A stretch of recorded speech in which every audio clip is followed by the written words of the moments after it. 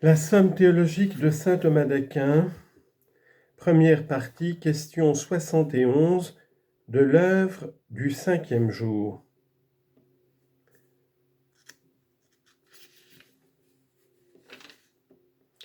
Résumé du corps de l'article. De même que parmi les 3 jours consacrés à l'œuvre de distinction, le jour du milieu, le second, est consacré à la distinction du corps intermédiaire, c'est-à-dire de l'eau. Ainsi, parmi les 3 jours consacrés à l'ornement, le jour du milieu, c'est-à-dire le 5e, est consacré avec raison à l'ornement du corps intermédiaire, en ce que l'eau reçoit son ornement ou sa beauté par la production des poissons et des oiseaux. Corps de l'article. Ainsi qu'il a été dit précédemment, l'ordre de l'œuvre d'ornement correspond à l'ordre de l'œuvre de distinction. Conséquemment, de même que parmi les 3 jours consacrés à la distinction, le jour du milieu, à savoir le second, est consacré à la distinction du corps intermédiaire de l'eau, ainsi, parmi les jours consacrés à l'ornement, le jour du milieu, c'est-à-dire le 5e, est consacré à l'ornement du corps intermédiaire par la production des oiseaux et des poissons. Et comme Moïse nomme le 4e jour les luminaires et la lumière, pour montrer que le 4e jour correspond au premier auquel il avait rapporté la création de la lumière, ainsi, dans le 5e jour, il fait mention des eaux et du firmament céleste pour montrer que le 5e jour correspond au second. Mais il est bon de savoir que saint Augustin est en désaccord avec les autres auteurs sur la production des poissons et des oiseaux, comme il l'est sur la production des plantes.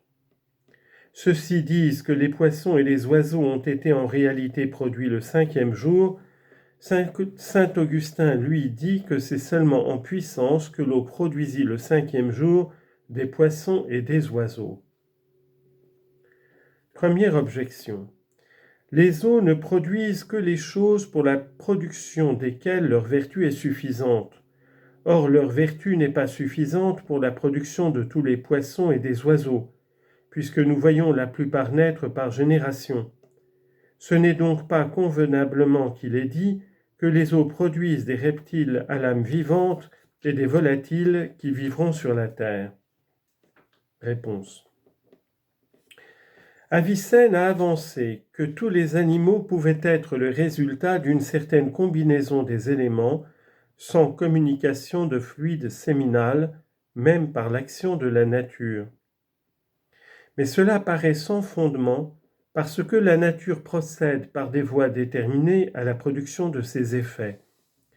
D'où il suit que les êtres engendrés naturellement du fluide séminal ne peuvent l'être naturellement sans ce fluide.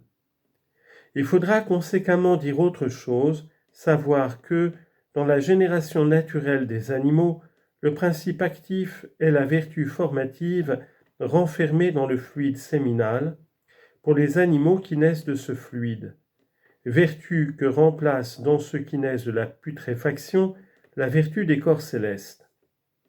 Mais le principe matériel dans ces 2 sortes de génération est quelque élément ou quelque composé d'éléments.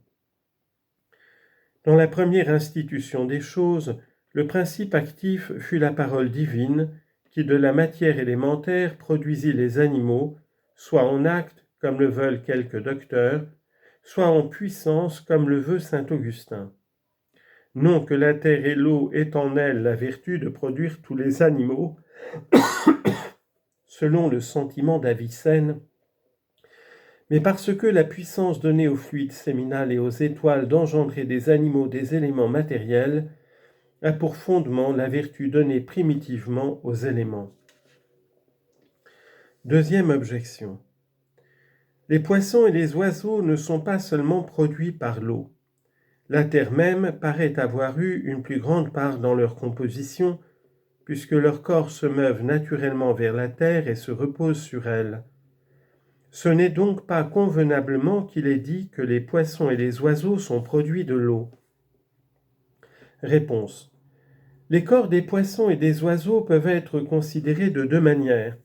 D'abord en eux-mêmes, et sous ce rapport, il est nécessaire que l'élément terrestre domine en eux, parce que, pour qu'il y ait équilibre dans la combinaison du corps de l'animal, il faut que l'élément le moins actif, la terre, y soit en plus grande quantité. Si on les considère en second lieu comme naturellement capables de tels mouvements, ils ont une certaine affinité avec les corps dans lesquels ils se meuvent. C'est pour cela qu'on décrit ici leur production. Troisième objection. Comme les poissons se meuvent dans les eaux, les oiseaux se meuvent dans l'air. Donc, si les poissons sont produits des eaux, les oiseaux devraient être produits non des eaux, mais de l'air. Réponse.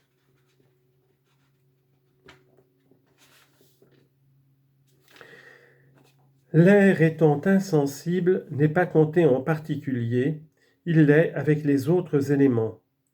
En partie avec l'eau, quant à sa partie inférieure qui se charge des exhalaisons aqueuses, en partie avec le ciel quant à sa partie supérieure.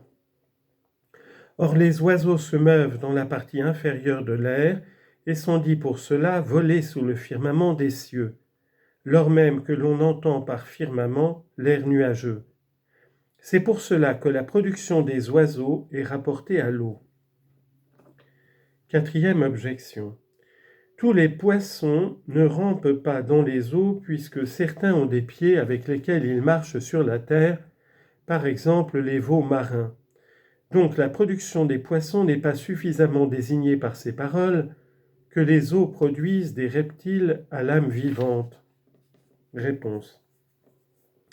La nature arrive d'un extrême à l'autre par degrés, et ainsi entre les animaux célestes et aquatiques, il y a des animaux intermédiaires qui ont quelque chose de commun avec les uns et les autres, et sont rangés parmi ceux qui se rapprochent le plus de leur nature quant aux propriétés qui leur sont communes, mais non quant aux propriétés qu'ils ont communes avec les animaux de l'espèce opposée.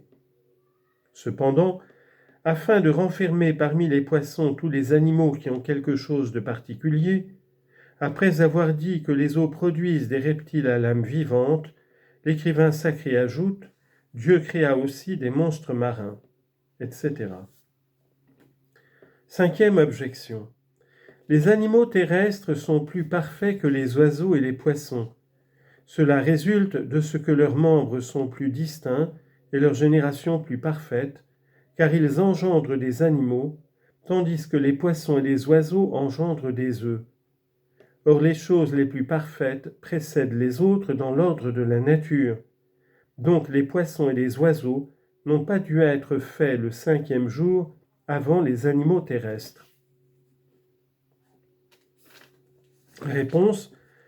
La production des animaux est plutôt réglée d'après l'ordre des corps qu'ils doivent orner, que d'après leur propre dignité.